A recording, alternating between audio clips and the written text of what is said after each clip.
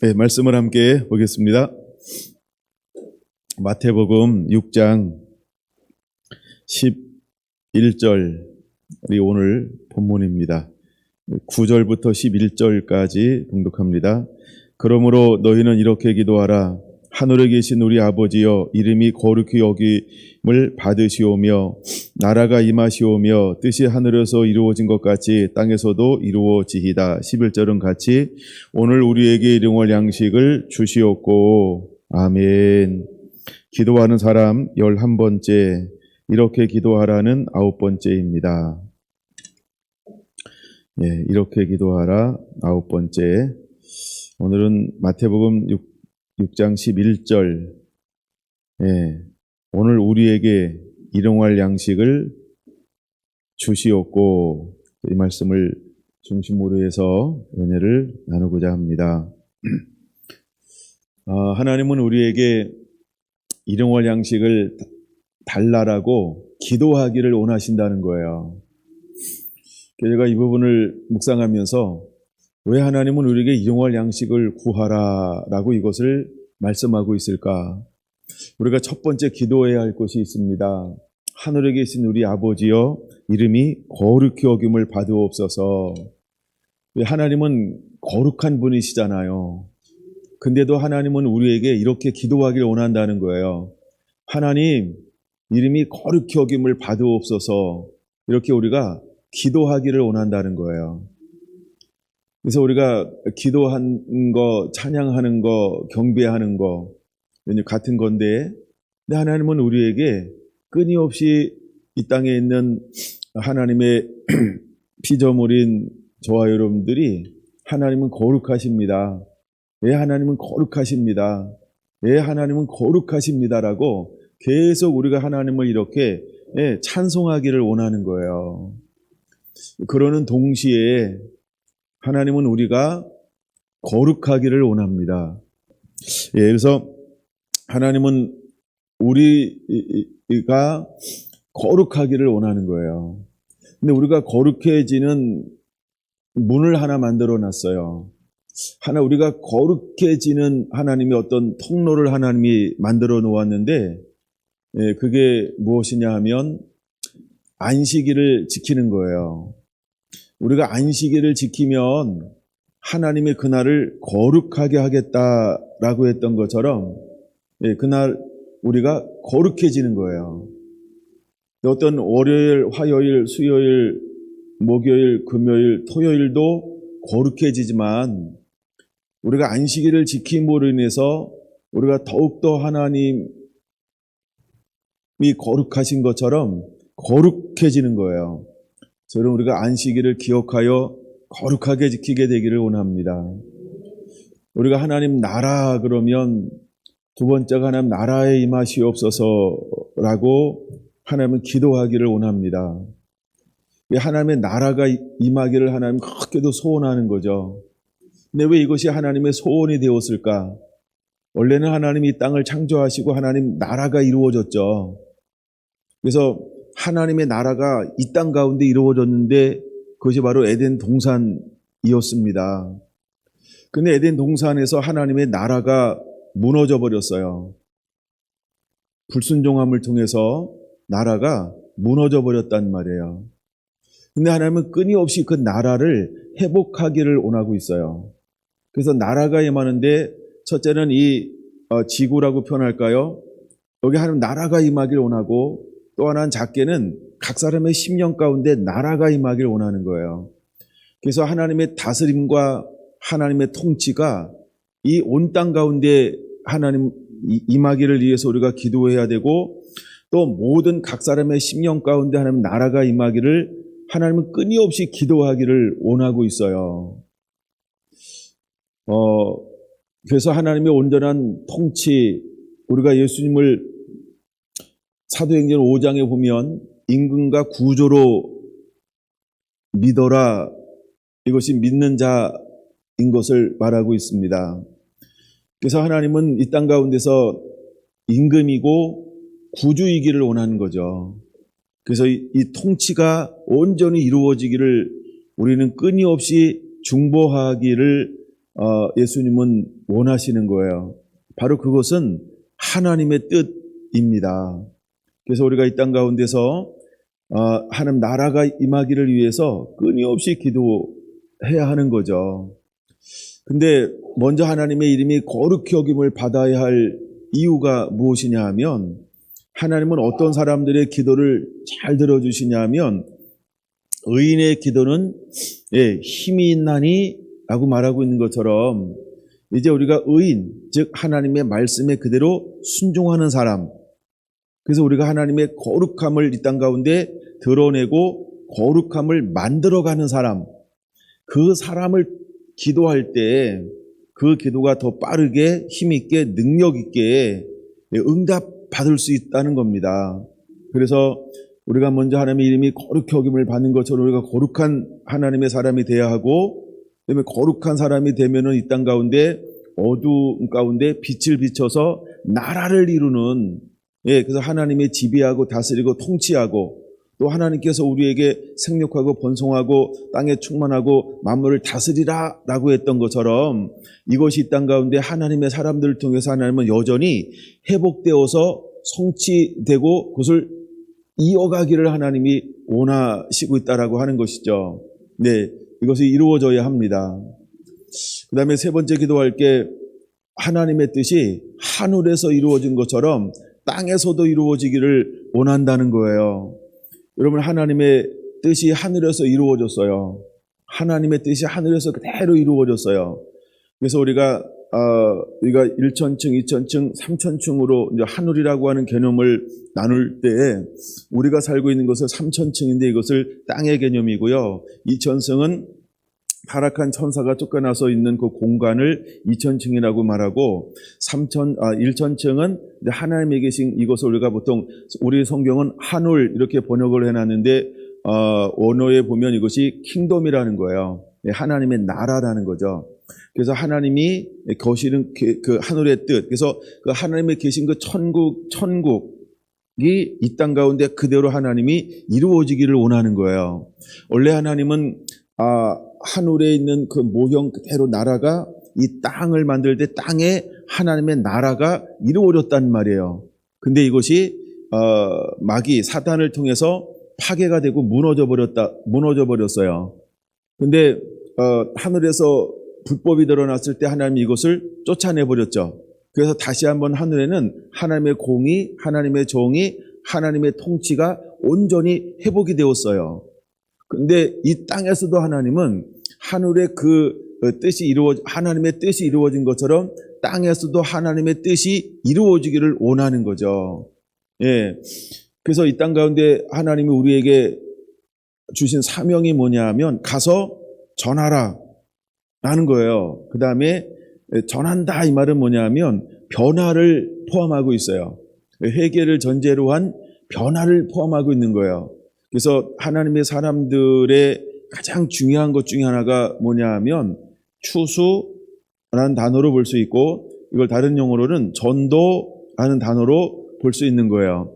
그래서 하늘의 뜻이 땅에서 이루어지기를 우리는 끊임없이 기도할 뿐만 아니라 이제는 그 사역을 사명으로 알고 감당해내는 하나님의 사람들이 되어야 한다는 겁니다. 할렐루야.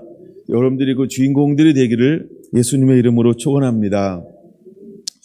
그러면서 하나님은 우리에게 기도하기를 원하는 게 이제 네 번째 주제가 뭐냐 하면, 오늘 우리에게 일용할 양식을 주옵소서라고 기도하라고 하는 거예요.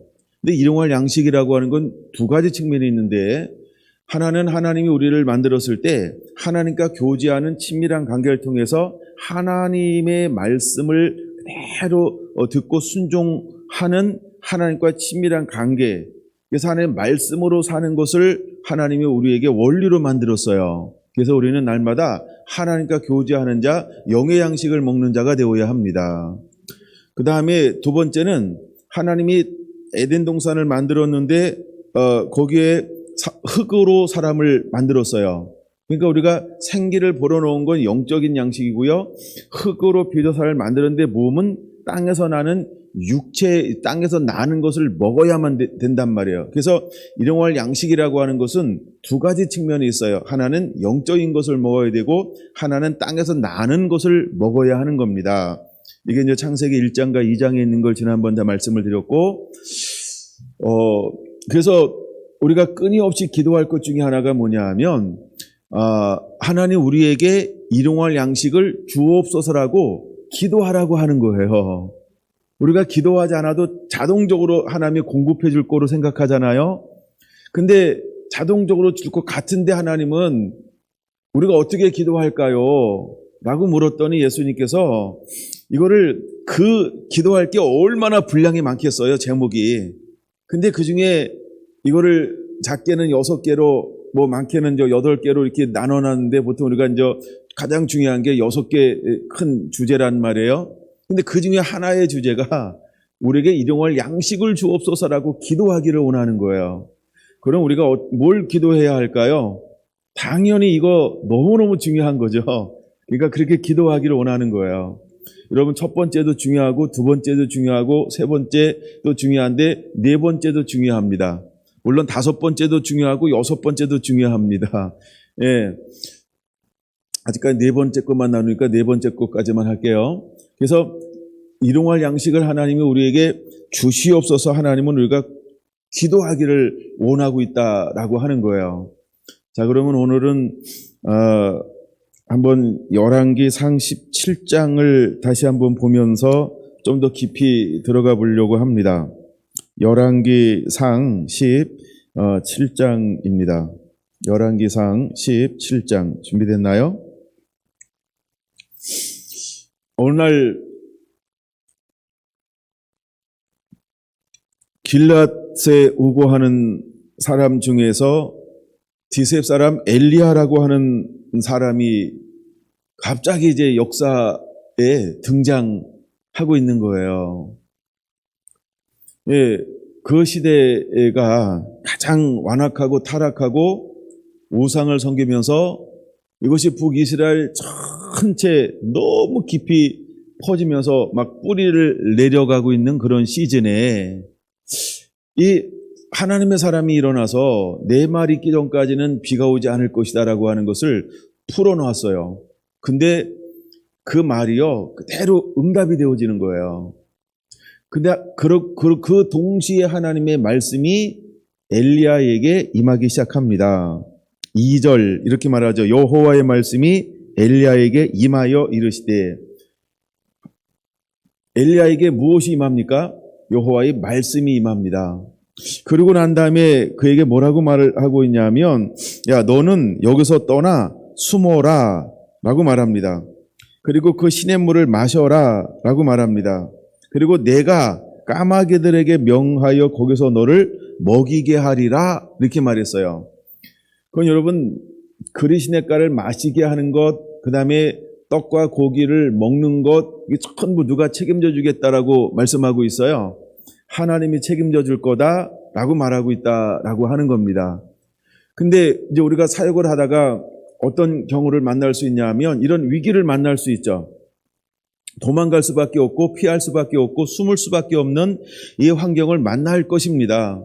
특별히 마지막 때가 되면 될수록 환난이 오고 고난이 오고 핍박이 오면 올수록 또 세대가 완악해지고 악해지면서 주님이 가까이 오면 올수록 엘리야와 같은 영적인 상황도 만나고 실제적인 상황도 만나게 될 겁니다. 그러면 그때 우리가 가장 염려하는 것 중에 하나가 있을 수 있죠. 그게 뭐냐면 그럼 난 무얼 먹고 사나? 뭐 이런 거. 한 번쯤은 깊이 생각하는데 이게 작은 문제가 아닐 수 있습니다. 우리가 이제 나이가 먹으면 실직이 아니라 그냥 퇴직을 하잖아요. 그렇죠? 그럼 그 이후에는 어떻게 사나 이게 우리에게 실질적인 문제로 다가오는 것처럼 뭐 연금을 받는 분들이야 뭐 그런 생각이 안 받는 분들에 비하면 굉장히 작지만 상대적으로 여러 가지 이런 생각을 할 수 있는 부분이에요.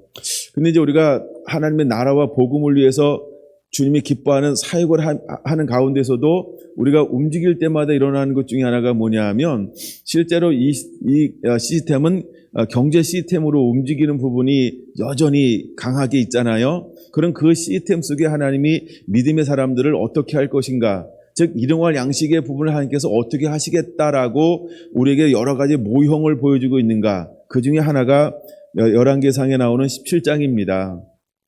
자, 이제 하나님의 사람은 감동에 이끌려서 외쳤을 때 그는 도망갈 수밖에 없었고 숨을 수밖에 없었는데, 근데 그때 하나님의 음성이 그에게 들려오는 겁니다. 야, 가라, 그리고 숨어라, 내가 너를 먹이게 할 거다 라고 말입니다. 근데 정말 놀라운 일이 일어나는 거예요. 여러분, 일용할 양식을 누가 공급합니까? 하나님이 공급해요. 누구를 통해서? 까마귀를 통해서 공급한다는 거죠. 근데 까마귀가 어떤 동물이 아니고 조류, 새인지 압니까? 까마귀는 먹는 것을 아주 탐하는, 굉장히 먹는 것에 대해서 아주 욕심이 많은, 그리고 먹는 게 아주 막 지저분하게 먹는데, 개걸스럽게 먹는데 아주 그냥 막 사죽을 못 쓰는, 표현하면 그런 조류 중에 대표적인 조류가 까마귀라는 거예요. 근데 하나님의 사람을 공개하는데 그렇게 자기만을 아는 욕심꾸러기 까마귀를 통하여 내가 너를 먹일 거야. 여러분, 상상을 초월하는 거예요. 그렇죠? 우리의 일반적인 현상을 하나님은 초월해서 역사하시는 걸 보여주는 거예요. 그러니까 뻔하게 역사하는 게 아니고, 상식적으로 역사하는 게 아니고, 뭐 내가 희망하는 사항으로 그런 조류를, 방법을 통해서 역사하는 게 아니고, 하나님이 까마귀를 통하여 공개한다라고 하는 이 말은 어떤 의미가 포함되어져 있을까? 우리가 하나님이 마음먹으면, 하나님이 뜻하시면, 우리가 하나님을 기쁘게 하면, 하나님은 우리의 모든 필요를 우리가 상상하는 것을 다 초월하여 하나님께서 우리를 공급하실 거라고 하는 걸 보여주고 있다라고 하는 거죠. 그러니까 하나님의 생각과 우리 생각이 다르니까 여러분, 염려하지 않고 걱정하지 않고 근심하지 않게 되길 바랍니다. 그리고 우리가 두 주인을 섬기지 않게 되기를 바랍니다. 그래서 하나님은 어떤 것을 사용하냐 하면 까마귀라고 하는 특별한 이런 조류를 사용하는데, 아주 가장 욕심꾸러기인 그 까마귀를 통하여 하나님이 자기가 먹어야 되는데 그거를 내놓는다. 이거는 기적이라는 거예요. 이건 상식을 초월하는 거예요. 이거는 본능을 초월하는 역사가 하나님이 하시면 그게 이루어진다는 거예요. 이걸 하나님은 능치 못하는 것이 없다, 이걸 보여주고 있는 거예요. 여러분들이 절대 어떤 상황을 만나든지 믿음의 길을 걸어갈 때 머리로 계획하지 않게 되길 바랍니다. 하나 더 얘기하고 싶은데, 잔머리 쓰지 않게 되길 원합니다. 하나님을 신뢰하는 거예요. 하나님이 뭘 보낼지 몰라요. 또 알아야 하나님이 돼지를 보낼지, 까마귀를 보내듯. 그런데 새가 좀 이렇게 그 당시도 이렇게 좀 빨랐을 것 같아요. 바닥을 겨다니는 돼지보다는. 그래서 하나님이 새를 사용하지 않았나 모릅니다. 요즘에 하나님이 드론으로 갖다 주실지.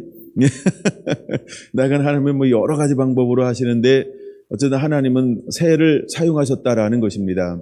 자, 두 번째 일들이 일어나요.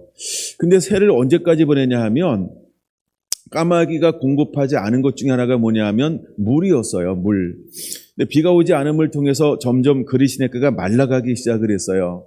근데 까마귀는 하나님이 명령했기 때문에, 하나님이 쓰시는 것이기 때문에 까마귀는 전혀 그런 걱정도 하지 않죠. 근데 우리가 어떤 그 상황을 보고 있을 거 아니에요. 야, 물이 말라간다. 근데 이거를 물이 마르고 물이 많이 흐르는 거를 엘리야가 계산하는 게 아니라는 거예요. 그렇죠? 그러면 우리의 사정, 우리의 환경을 누구도 아실까요? 내가 보고 내가 느끼고 내가 경험하는 것을 하나님이 더 정확하게 하세요. 그럼 그런 환경을 만나면 우리가 취할 것은 무엇이냐 하면, 그럼에도 불구하고 그냥 하나님을 신뢰하는 거예요. 하나님을 바라보는 거예요. 내가 미쳤지 걔는 미쳤나 봐, 이렇게 절대로 입으로 고백하지 않게 되길 바랍니다.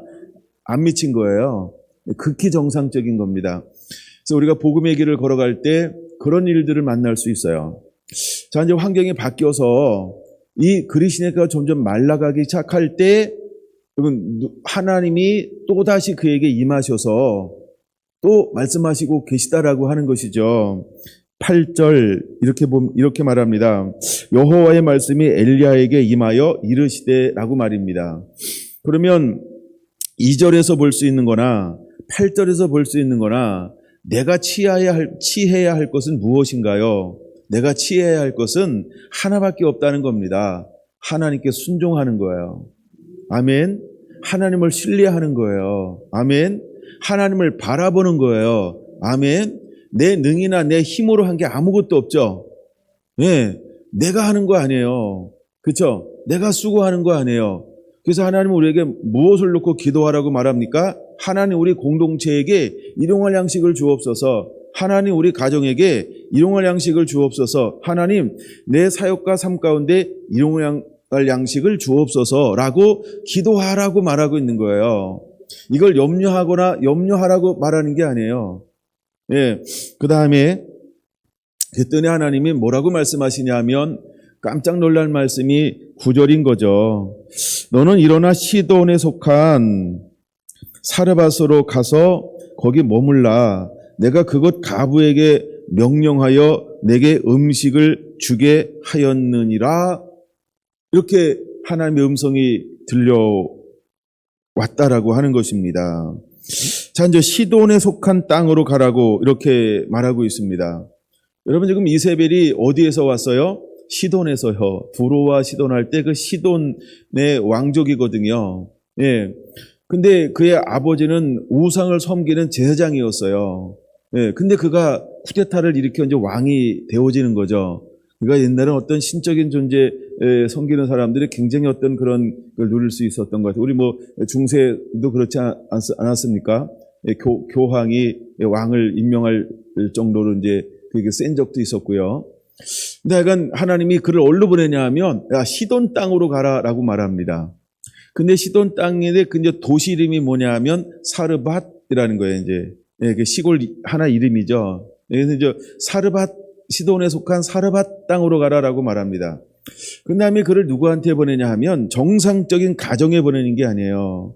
우리가 생각할 때는 좀 괜찮은 것, 뭐 이런 걸 꿈꿀지 모르잖아요. 그렇죠? 근데 위형적으로 볼 때에는 너무너무나 초라한 가정으로 보내고 있다는 거죠. 근데 누구한테 보냅니까? 가부가 있을 거다? 이렇게 말해요. 왜 하필이면 가부일까? 여러분, 가장 연약한 자를 상징하는 게 누구냐면 가부예요. 예, 가장 새 중에서 욕심 많고 먹는 것에 탐식이 강한 것이 까마귀였거든요. 근데 까마귀를 통해서 하나님이 그를 먹이신단 말이에요. 근데 이번에는 가라라고 말하는데 누구한테 그를 가라고 말하고 있냐면 가장 연약함의 대상인 과부에게 가라 이렇게 말하고 있는 거예요. 여러분 하나님의 음성을 들렸을 때 잔머리 쓰지 않게 되길 바랍니다. 내 머리를 굴리지 않게 되기를 바랍니다. 그냥 믿음으로 가는 겁니다. 과부가 뭘 할 수 있겠어? 라고 생각하는 내가 잘못된 거예요.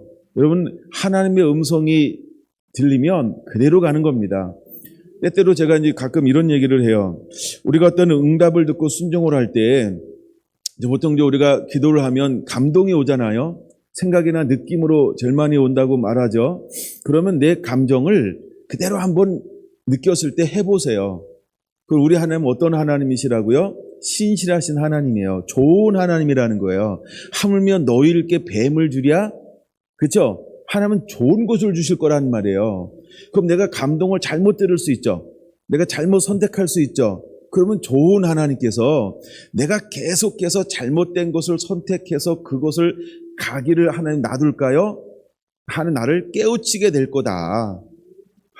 깨우치게 될 걸 믿으시기 바랍니다.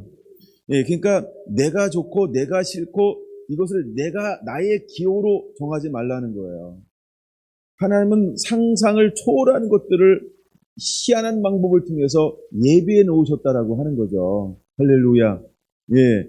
그래서 우리의 생각으로 그런 것들을 또다시 재평가하지 않게 되길 바랍니다. 그래서 하나님은 사르밧 땅에 있는 그 가부에게 명령하여 내게 음식을 주게 하였다라고 말하고 있는 거예요. 근데 엘리야는요, 그 음성을 듣고 그대로 그리스도가를 떠나서 그곳을 향하여 여행을 하기 시작을 했다라고 하는 것입니다. 여러분 그 길이 얼마나 먼 길인지 몰라요. 그래서 상당히 먼 길이에요. 내가 그 길을 이제 숨어 눈을 피해서 가는데 예, 안 걸리고 사르밧 땅까지 그가 이제 스며들게 되어집니다. 그리고 이 여인을 만나게 되어지는 거죠. 10절에 보니까 이런 장면이 있어요. 그가 일어나 사르밧으로 가서 성문에 이를 때에 한 가부가 그곳에서 나뭇가지를 줍는지라 이에 불러 이르되 청하건대 그릇에 물을 조금 가져다가 내가 마시게 하라 이렇게 말하고 있어요. 여러분 왜 수많은 여인들이 있었을 텐데 왜 하필이면 이 여인에게 보자마자 어떤 한 여인에게 지칭해서 말할까요? 이 여인이 하는 특별한 행동이 하나 있습니다. 그 행동 중에 하나가 뭐냐 하면 뭘 줍고 있었다고요? 나뭇가지를 줍고 있었다라고 말하는 거예요. 보통 나뭇가지는 누가 줍는 걸까? 남자들이 줍는 거예요. 근데 여인이 줍고 있었다라고 하는 건 뭘 의미하는 걸까요? 가분해? 라고 하는 거예요. 근데 하나님 누구를 준비했다고 말씀하셨어요? 가부를 내가 명하여 너를 공개하게 했다라고 말하잖아요. 그러니까 그 현상을 보고서 저 여인은 가부구나. 그래서 누구한테 다가가는 거예요? 그에게 다가가서 그에게 말하는 거예요. 아무 여인에게 가서 말하는 게 아니고 여기서 11절 그가 가지러 갈 때에 엘리야가 그를 불러 이르되 청하건대 내 손에 떡 한 조각을 내게로 가져오라 하면서 첫 번째 것을 당당하게 요구하고 있는 것을 볼 수 있어요. 주연에게 일용할 양식을 주옵소서라고 우리가 하나님께 기도하기를 원하는 것처럼 이 하나님의 사람은 그 여인을 만나자마자 앞뒤 특명도 없고 아무것도 몰라요. 근데 약간 그에게 당당하게 요구합니다. 뭘 요구할까요? 먼저 10절에 오면 청하건대 그릇에 물 조금 가져다가 내게 마시게 하라 라고 하면서 첫 번째 요구합니다. 뭘 달라고요? 물 좀 달라고. 뭐하고 왔으니까? 여행하고 왔으니까. 근데 이때가 가뭄이었다는 거예요. 그녀가 마시는 물은 있었던 것 같아요. 아직 문물이 다 마르지 않았나 봐요. 그래서 먼저 물을 가져와서 나를 마시게 하라라고 합니다. 근데 그가 돌아서 갈 때 두 번째 것을 그가 요구하고 있다라는 거죠. 두 번째 11절 청하건대 내 손에 떡 한 조각을 내게로 가져오라 라고 두 번째를 청하고 있다라고 하는 것입니다. 자, 지금 엘리야가 움직이는데 어떤 말씀을 가지고 움직이기 시작했어요? 어떤 말씀을 가지고 움직이기 시작했어요? 9절의 말씀이요. 9절의 말씀은 내 생각에 내 계획에요 아니면 하나님의 음성이었어요. 그게 중요합니다. 하나님이 말씀하시면 우리는 신뢰하는 거예요. 그리고 믿음으로 가는 거예요. 그리고 믿음으로 청구하는 거예요. 믿음은 바라는 것들의 실상이요 보이지 않는 것의 증거인데 엘리야는 그 믿음을 그대로 소유한 믿음의 사람인 것을 보여주고 있죠. 그럼 오늘 우리도 어떤 사역의 현장 가운데 섬김의 현장 가운데서 어떻게 이것을 돌파해 나갈까 믿음으로 풀어놓고 믿음으로 선포할 수 있는 하나님의 말씀을 그대로 신뢰하고 믿는다고 한다면 그 믿음을 풀어놓을 수 있는 믿음의 사람이 되기를 축원합니다. 그랬더니 이 여인에게는 엘리야와 같은 믿음이 없어요. 왜? 아직 뭐가 작동되지 않았어요. 하나님의 역사가 이 여인에게 작동하지 않아요. 그럼 이 여인에게 하나님의 역사가 언제 작동할까요? 하나님의 사람을 보냄을 받고 그 사람을 만나서 그 사람이 말을 듣고 그 사람이 선포한 것을 듣고 이 여인이 반응할 때 역사가 시작되는 거예요. 그러니까 무슨 역사가 있으니까 징조가 있으니까 나 저기로 가야 되지 가능성을 보고 가는 거 아니에요. 우리는 가능성을 보고 가는 거 아니라니까요. 그건 믿음이 아닌 겁니다. 그냥 우리는 믿음으로 가는 거예요. 그리고 믿음으로 아무것도 안 보이는데 선포하는 거예요. 할렐루야. 하나님 우리를 일용할 양식을 공급하고 하늘나라의 사역을 풀어놓을 때 때때로는 저기는 좋아 여기는 좋아라고 내가 분석할 필요가 없다라고 하는 거죠. 우리가 어떤 시즌에는 분석이 필요할지 모르지만 이제 마지막 시즌이 되어서 하나님의 나라를 이룰 때에는 그런 분석이 필요 없습니다. 그때는요 하나님이 가라고 한 그곳을 가는 거예요. 할렐루야. 그래서 사도 바울도 환상 가운데 하나님이 임재하셔서 마게도냐로 건너가서 우리를 도우라라고 하는 이 음성을 강력하게 들음을 통해서 건너가요. 근데 건너가기 전에 이미 아시아에서 엄청난 부흥이 막 일어나는 거예요. 가는 곳마다 부흥이 일어나요. 도시가 변화돼요. 네, 그가 땅으로 밟자마자 하나님의 인자와 영광이 가득하면서 허다한 삶 축제로 돌아와요. 이 사역을 누가 멈추고 싶겠어요? 그것도 하나님의 나라고 하나님의 사역이잖아요. 즉 어마어마한 부흥들이 일어나고 있어요. 근데 하나님은 어떤 뜻을 가지고 있어요? 예, 이제는 내가 마게도냐로 건너갔으면 좋겠다. 이것이 사도 바울을 향한 하나님의 뜻이었어요. 그래서 성령의 감동을 주었는데 그가 몸은 머뭇거리더라는 거예요. 그가 안 되니까 하나님이 그에게 찾아오셔서 성령의 감동을 다시 한번 주면서 환상의 문을 열어서 그 그림을 보게 하는 거예요. 환상을 통해서 그를 하나님 지금 땡기고 있는 거죠. 이처럼 하나님은요, 우리가 잘 되고 있으니까 여기 좀 더요. 이것도 내려놔야 한다는 거죠. 나 지금 이 직업이, 나 지금 이 통로가 내가 하는 것을 통해서 충분히 만들고 이것에 내 비전과 꿈이 있고 환상이 있고 얼마 전에 이렇게 하고 내가 계획해놨거든요. 그거 있다 할지라도 하나님이 우리를 움직일 때는 내려놓게 되시길 바랍니다. 여러분, 내가 생각해서 내가 세우는 것은 한정이 있어요. 근데 우리가 하나님의 말씀을 쫓아가면 한정이 없어요. 무한한 걸 하게 공급해 줄 걸 믿으시기 바랍니다. 사도 바울 얘기 하나만 더 할까요? 실제로 마게도냐로 건너갔어요. 안식일 날이 되어서 예비할 곳을 찾다가 이제 강가에 모여있는 사람들에게 가서 예비하기 시작합니다. 예. 근데 거기에 모여든 이제 서너 명이 사도 바울에게 우리에게 말씀을 좀 오늘 인도해 주세요. 라고 청하였어요. 둘러선 무리들 가운데 하나님이 사도 바울이 말씀을 풀어놓은 동시에 놀라운 역사가 일어나는 거예요. 어떤 역사가 일어나는지 다 아시죠? 마음의 문을 열어 성경을 깨닫게 하더라는 거예요. 여러분, 이게 사도 바울이 한 걸까요? 성령에 보냄받았으니까? 성령 받았으니까? 아닙니다. 마음을 열어 성령을 깨닫게 하는 건 누가 해주셔야 되는 거예요? 그쵸? 하나님이 해주시는 거예요. 하나님의 은혜가 함께 해야 놀라운 일이 일어나는 거예요. 사도 바울이라 할지라도 마음을 열어 깨닫게 할 수는 없다는 거죠. 그는 그저 보냄받음을 통해서 복음을 전하는 역할을 하는 거예요. 할렐루야. 그래서 나는 심었고 물을 주었을 때 오직 자라나게 하시는 분은 하나님이 해주셔야 하는 겁니다. 사도 바울이 하는 것도 아니고 아볼로가 하는 것도 아니고 하나님이 함께 해주셔야 이것이 모든 것이 가능하다라고 하는 거죠. 할렐루야. 다시 사르밧으로 넘어와서 그래서 믿음으로 간청을 하고 믿음으로 그에게 선포하는 거예요. 엘리야는 무엇으로 선포하는 걸까요? 보내신 하나님을 신뢰하고 하나님을 믿는 거예요. 할렐루야. 그랬더니 하나님께서 놀라운 역사가 일어나는 거죠. 그래서 우리가 믿음은 바라는 것들의 실상이라고 하는 이 믿음을 소유하고 있는 사람이 엘리야였다라고 하는 것입니다. 근데 또 놀라운 것은요, 하나님의 말씀을 듣고 반응하는 사람들에게는 뭘 주시냐면 은혜를 부어준다는 거예요. 그래서 성경에 보면 은혜를 입은 자여라고 하는 단어가 여러 번 기록되어져 있는데 하나님의 은혜를 주면 초자연적인 영역으로 쓰임받게 되어지더라는 거예요. 여러분, 우리에게 어떤 은혜가 부어져야 할까라고 할 때 주여 내가 하나님의 은혜를 입은 자가 되게 하여 주옵소서. 하나님의 은혜가 입혀지면 마리아에게 일어났던 놀라운 일도 일어나는 거예요. 할렐루야. 은혜를 받으면 여러분 상상할 수 없는 놀라운 그 통로로 우리가 쓰임받을 수 있게 될 걸 믿으시기 바랍니다. 마노아의 가정에 어떤 은혜가 임한 걸까요? 하나님의 초자연적인 은혜가 임하니까 물론 그는 경건하게 살았죠. 물론 그는 하나님을 바라보며 쉬지 않고 기도하는 삶을 살았어요. 근데 하나님의 은혜가 그 가정 가운데 임해지자 누구를 이 땅 가운데 출산하게 되어지는 거예요? 나시린을 이 땅 가운데 출산해내는 통로로 하나님이 그를 사용하시더라라고 하는 것이죠.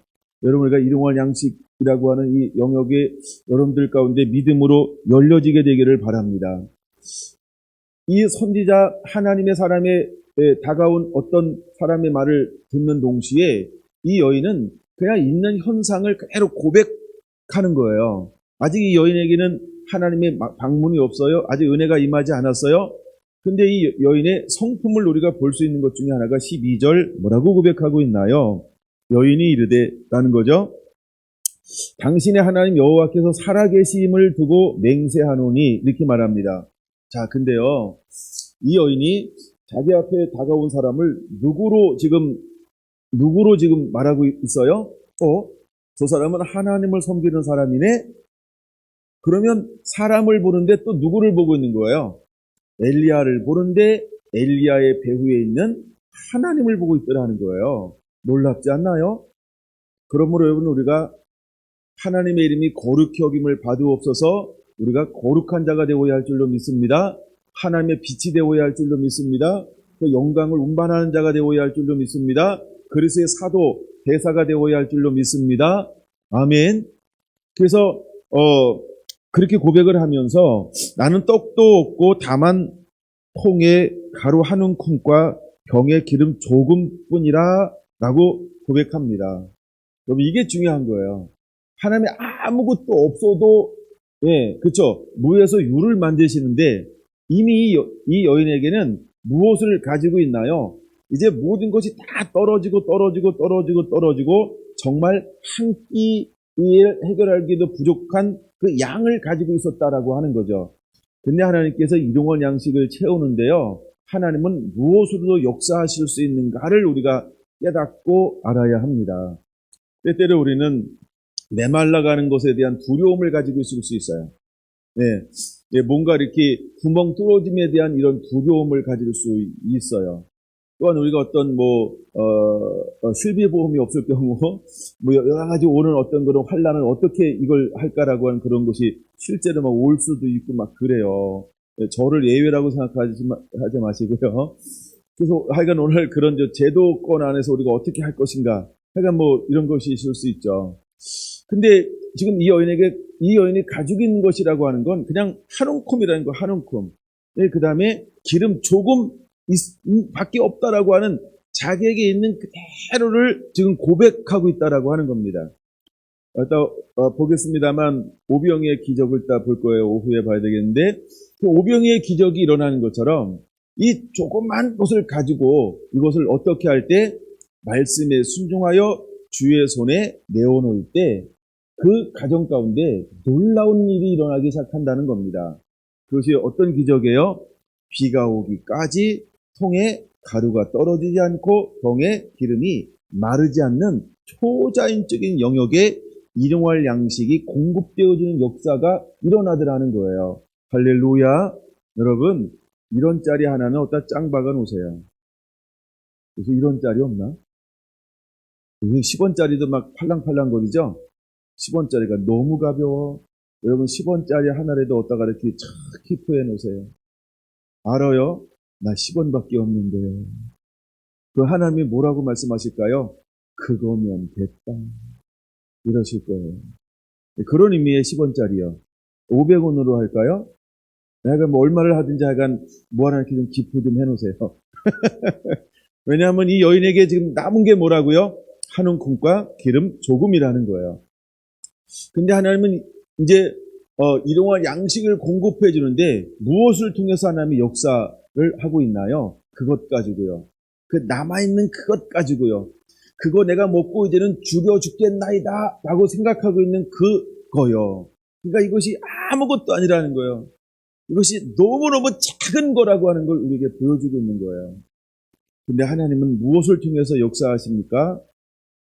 너는 그냥 내게 순종하기만 하면 돼. 하나님은 하나님이 하실 일을 하시고요.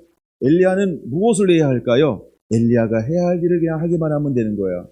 그럼 이 가부는 무엇을 해야 할까요? 이 가부의 환경 가운데서 해야 할 일을 하기만 하면 되는 거예요. 더도 말고 덜도 말고 한가위만 같아라.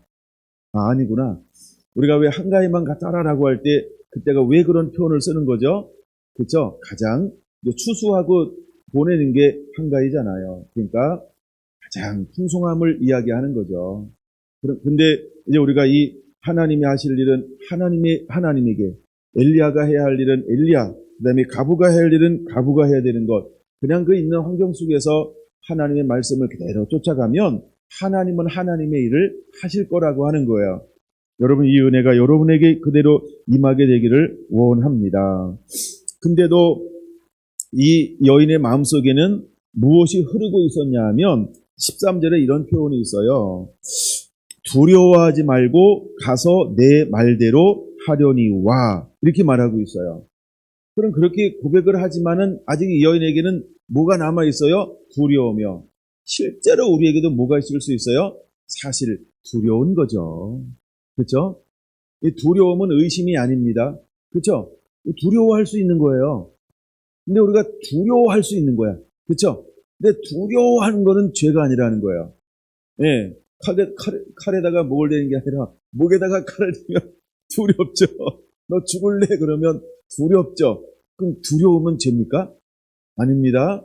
그거는 죄가 아니라는 거예요. 그래서 말합니다. 두려워 말고, 그 다음 말이 굉장히 전 멋있다고 생각이 돼요. 가서 내 말대로 하려니와 먼저 그것을 나를 위하여 작은 떡 한 개를 만들어 내게로 가져오고 그 후에 너와 내 아들을 위하여 만들라 라고 하는 거예요. 여기 우선순위가 있다라고 하는 걸 발견하셨나요? 여러분, 먼저 이 가부가 해야 되는 우선순위는 무엇이었을까요? 하나님의 나라, 하나님의 뜻, 하나님의 사람을 공개하면 하나님이 모든 것을 너에게 더할 거라고 하는 이 마태복음 6장 33절의 말씀이 여기도 흐르고 있다라는 거예요. 이게 영의 비밀이죠. 그래서 먼저 하나님은 우리가 뭘 하기를 원해요? 야, 11절을 먼저 내게 드려, 그리고 나머지를 널 위해 사용할 수 있겠니? 라는 거예요. 이게 11조의 원리죠. 하나님께서 먼저 우리에게 하길 원하는 게 뭘까요? 먼저 하나님을 공개하고 하나님을 예배하고 그 다음에 하라는 거예요. 할렐루야. 그래서 먼저 우리가 하나님을 예배합니다. 그리고 나가서 그가 주시는 하나님의 힘으로 너 월요일, 화요일, 수요일, 목요일 열심히 일하면 안 되겠니? 라고 하는 거죠. 그러므로 여러분 우리가 먼저 하나님을 먼저 우선순위에 놓는 자가 되어야 할 줄로 믿습니다. 그 부자 청년이 예수님께 찾아왔을 때 중요한 게 뭘까요? 우선순위의 문제라는 거예요. 우선순위의 문제라는 거죠. 그 다음에 예수님을 따를 때 모든 걸 다 버리고 예수님을 쫓아라라고 할 때 가장 중요한 게 뭘까요? 그것 또한 우선순위의 문제라는 거예요.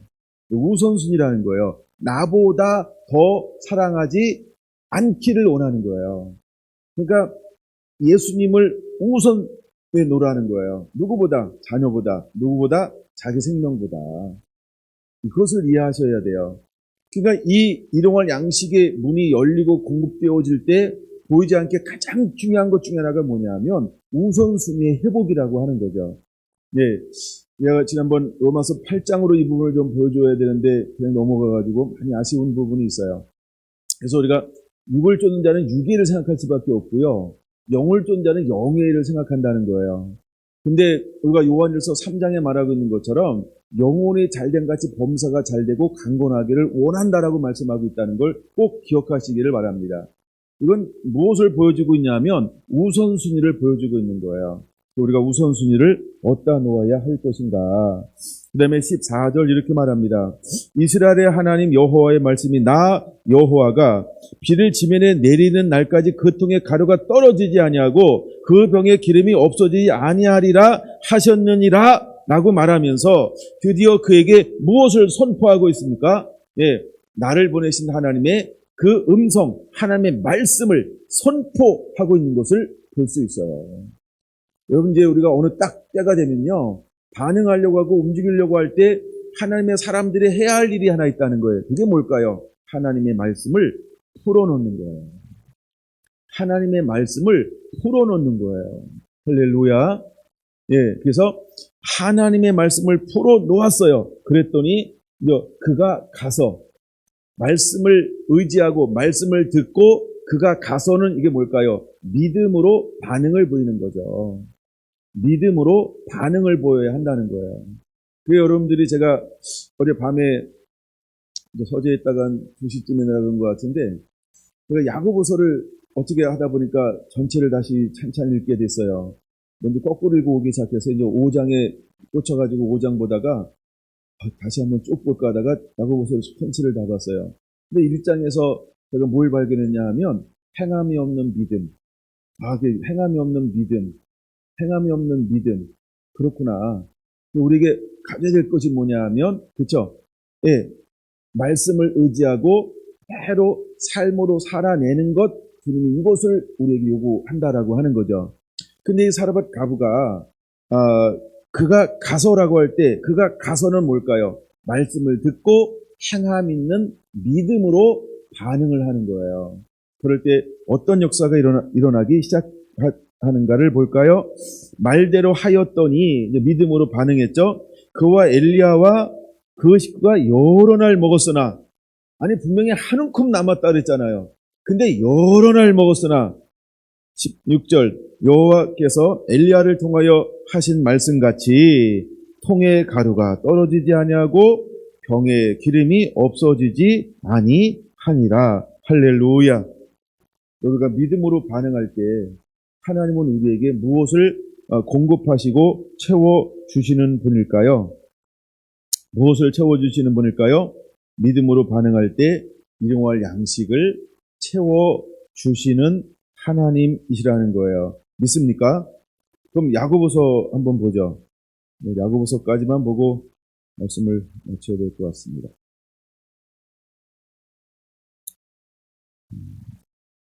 야고보서 5장 보겠습니다. 야고보서 5장 17절 보려고 합니다. 야고보서 5장 17절 준비되셨습니까? 엘리야는 우리와 성경에 같은 사람이로되 그가 비오지 않기를 어떻게 기도했다고요? 그러면 열왕기상 17장에는 간절히 기도하고, 이게 나와요 안 나와요? 안 나와요. 근데 어디에는 그것을 간절히 기도하고라고 그걸 우리에게 가르쳐주고 있나요? 비오지 않기를 그냥 한 게 아니고요, 간절히 하나님 앞에 믿음으로 기도한 거예요. 그랬더니 하나님이 응답하시는 거죠. 그 다음에 17, 18절 또 이렇게 말합니다. 다시 기도하니.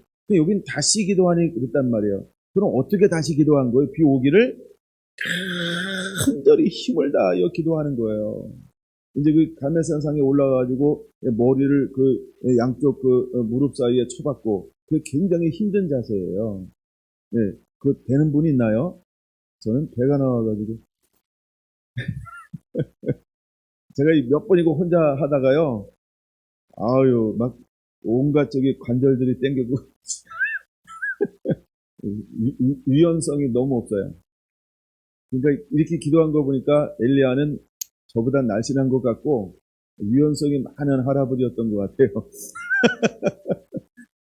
그러니까 간절히 기도했다는 거예요. 간절히 다시 기도했어요. 그랬더니 하늘의 비를 주고 땅의 열매를 맺게 하였느니라 라고 말하고 있어요. 자, 이제 오전에 말씀을 마쳐야 되는데, 여러분, 우리가 일용할 양식을 주옵소서라고 하나님은 우리에게 기도하기를 원합니다. 근데 우리가 엘리야의 사역을 보면 초점이 일용할 양식인가요? 아닌 걸 볼 수 있죠. 근데도 하나님은 무엇을 해결해주고 있어요? 일용할 양식이요. 그리고 우리가 하나님의 일을 하는데 우리에게 필요한 게 뭘까요? 두 가지가 필요한 거예요. 하나는 하나님의 메시지, 하나님과의 관계와 교제. 그래서 엘리야는 무엇에 움직입니까? 하나님의 말씀을 따라 움직이죠. 하나님과 관계와 교제가 열려 있어서 그는 늘 영의 양식을 먹는 사람이라는 거예요. 또 하나, 그럼 영의 양식을 먹고 고통하는 사람은 땅에서 나는 식물을 안 먹어도 될까요? 먹어야 되죠. 근데 하나님은 무엇도 공급하고 채워주세요? 예, 우리의 육체를 위해서 필요한 모든 것도 하나님이 채워주신다라고 하는 겁니다. 근데 하나님은 이것을 위해서 그를 어떻게 움직여요? 그리시네까지 가게 하고 까마귀도 보내고, 그 다음에 시돈 땅에도 가는데 사르밧 땅으로 가게 하고 가부를 만나게 하기도 하고 그와 씨름하게도 하고, 여러 가지 일을 하나님께서 그를 행하여서 하시고 있는 것을 볼 수 있습니다. 그처럼 이제 우리는 일용할 양식을, 하나님의 일을 하면서 일용할 양식을 달라라고 하나님은 기도하기를 원한다는 거예요. 여러분, 일용할 양식을 달라고 기도하시기 바랍니다. 일용할 양식을 주옵소서 라고 할 때 하나님이 이걸 채워주실 것입니다. 제가 지난 시간에 나눴던 핵심 중에 하나가 뭐냐면 하나님의 말씀에 순종하면 이라고 말씀을 드렸어요. 예, 그래서 하나님의 말씀에 순종하면 하나님은 땅을 기름지게 하실 거예요. 땅을 풍성하게 하실 거예요. 모든 것을 증식시키게 할 거라는 거죠. 그래서 결국 하나님께서 우리에게 주기를 원하는 것은 어떤 걸 주기 원하냐면 옥토를 주기를 원하는 거예요. 여러분 옥토라고 하는 개념이 뭔지 아시죠? 30배, 60배, 100배요. 우리의 수고와 노력이 아닌 내가 순종할 때 하나님이 주신 것을 누리게 한다. 근데 이것이 전부 어떤 영역이냐 하면 일용할 양식의 영역이라고 하는 거예요. 근데 가장 중요한 개념 하나가 있는데 그게 뭐냐 하면 마태복음 6장 11절 보면 이렇게 시작해요. 오늘 우리에게라는 우리라는 단어를 사용하고 있다는 거죠. 제가 많은 분들의 그 부분에 대한 것들을 찾아봤는데 뭐 대동소이합니다. 하나님은 영혼 양식을 주는데 무엇을 위해서 공급하냐 하면 공동체를 위해서 공급하는 것이다.